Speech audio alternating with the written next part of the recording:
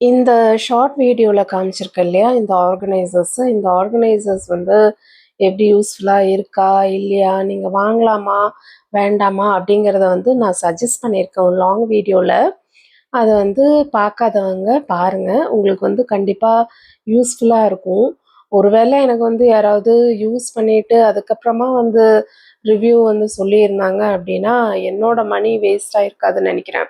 இந்த ஆர்கனைசர்ஸ் எல்லாமே எனக்கு ரொம்பவே தேவைப்படும். ஏன்னா, நான் மாடுலர் கிச்சன் அப்படிங்கிறதுனால, இந்த மாரி ஆர்கனைசர்ஸ் இருந்தா தான் எனக்கு வந்து டெய்லி இந்த பொருள்லாம் வந்து எடுக்க, வைக்க வந்து கரெக்ட்டா இருக்கு.